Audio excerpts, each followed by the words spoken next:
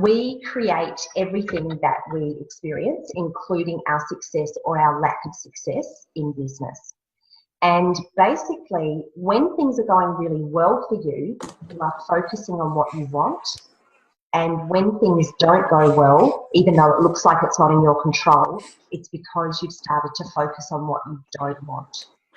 So the little voice in your head, which you may have heard from somebody else, is, you know, you're wasting your time, for example. You're going to put all this effort in and you're not actually going to get anywhere.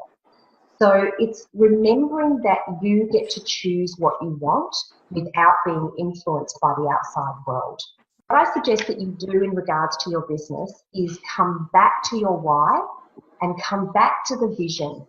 Let's say the best case scenario is possible, which it is. It's just your belief in it. So you see yourself successful in that business only the way you define success.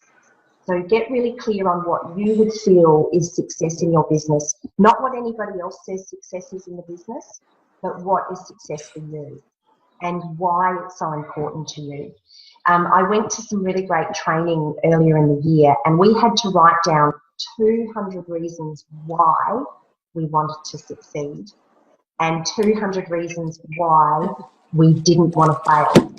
So it just made us think and think and think about why this was so important to us, because then if we ever felt any doubt, we'd come back to this list and go, okay, I've got 200 reasons why I want this.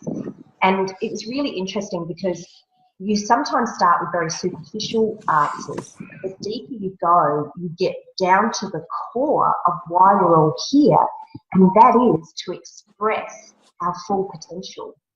And we know that if we want something but we don't create it, then we're letting ourselves down. That's the biggest thing that actually makes us feel sad and unfulfilled, is that we know we're capable deep down, our soul knows it, and when we talk ourselves out of it or make excuses, the soul part of us, the real part of us, knows that's not true, that we're capable of anything.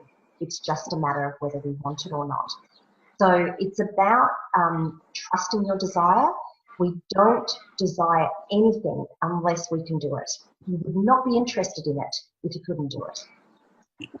So you've got to trust that. You've got to always remember, I want this for a reason. And then remember all those reasons, that you're totally capable of it. Otherwise, you just wouldn't like it.